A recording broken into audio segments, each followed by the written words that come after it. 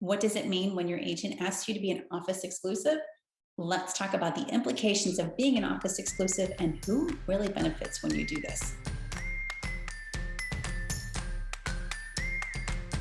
An office exclusive is when your home is not put on the MLS and it instead is shopped around where your agent works or their brokerage. Another word for this that you might hear is a pocket listing because it's not available to every home buyer and only a set group of buyers.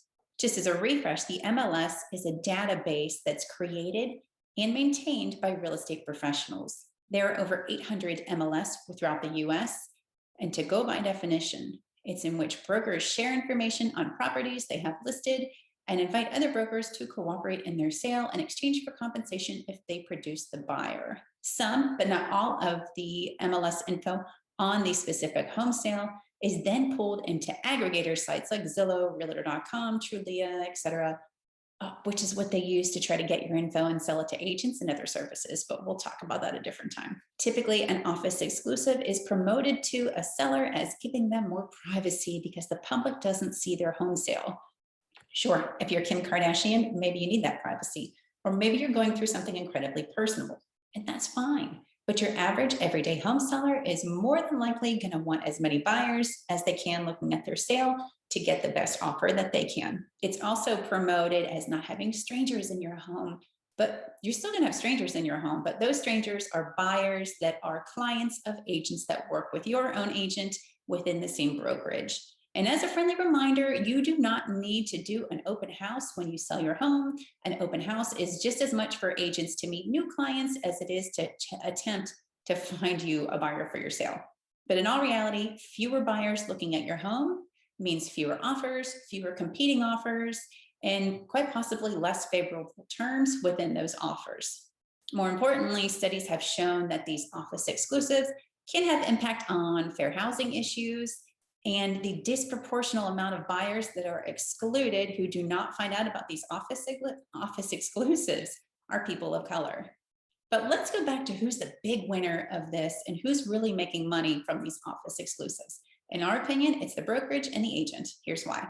For these examples, let's assume that every time the home sold for $300,000, even though we know at times an office exclusive might sell for less, but let's just make it even to understand who's getting paid and what and how. So let's assume that of the commission, there was an agreed 5.5% commission split evenly between the selling agent and the buying agent. So we're looking at $16,500. Now remember, that's going to be split in half. And then each broker, so where that agent works, is going to get a set percentage of that commission before it goes to the agent. Every single agent will have a different amount and a different agreement with their broker. Some pay 5%, some pay 10%, some pay 60%. So to be fair, let's put it at 30%. So on a traditional system, when you put your home on the MLS, broker A, where the listing agent works, gets $2,475, and the listing agent walks away with $5,775. Same for below. Let's assume the buyer's agent also has a 30% agreement with their broker where they work. So broker B is getting $2,475 and the buying agent is walking away with $5,775. But let's look at what happens when you have an office exclusive.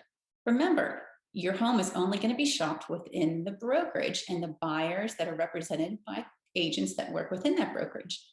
So again, let's assume a $300,000 home, $16,500 commission, but this time both agents work for the same broker. So instead of almost $2,500, the broker is now getting almost $5,000 off of your sale, and the agents still end up making about the same. But let's look what happens when someone offers to do dual agency for an office exclusive. Again, $300,000, but this time the buyer also works with your listing agent, so they represent both of you. Now this is dual agency, which is not legal in every state, but it is in some, so let's go with it for this instance. So the buyer and seller are both working with the same agent, and the agent will say, hey, since I'm working with both of you, I'll do this for 4%. So the broker now gets $3,600 instead of the $2,500. And your agent is now walking away with $8,400. But let's look at this other scenario. What if the buyer was also a client of your agent that's selling your home? What that agent might say is that they're not comfortable representing both people, seller and buyer, and that they'll find someone else to represent the buyer, a different agent, usually from their brokerage. So when this happens at 16,500, the broker is still getting almost 5,000. And if we assume again that both agents have a 30% agreement with their broker, they each walk away with $5,775. But because the buyer was originally a client from the listing agent, the new agent that came into the fold is most likely going to be giving that listing agent a referral fee because it wasn't their client to begin with. These referral fees could be anywhere from 20, 25, 30, 35, 40, 50% of whatever that new buyer agent representation made. And we'll go back to the listing agent again, because it was their client and the buyer agent just came in to help with the transaction. So who wins when you do an office exclusive? The brokerage and the agent make more money. Who loses is home buyers, because now pocket listings, homes sold by agents that are not put on the MLS, is up 67% since November 2019, when the National Association of Realtors put policies in place to diminish pocket listings. What's interesting is when NAR announced these policies in 2019, within 6 months, this program, and this program rolled out for office exclusive programs within 6 months of when NAR announced their policies, because they took advantage of a loophole that still lets them do pocket listings as an office exclusive. If your number one priority is privacy, you can certainly sell this way. But please make sure you're understanding your options and your costs, because there are many ways to sell your home, but they're all going to come at different conveniences and different expenses. So make sure you do your research before you decide to be an office exclusive.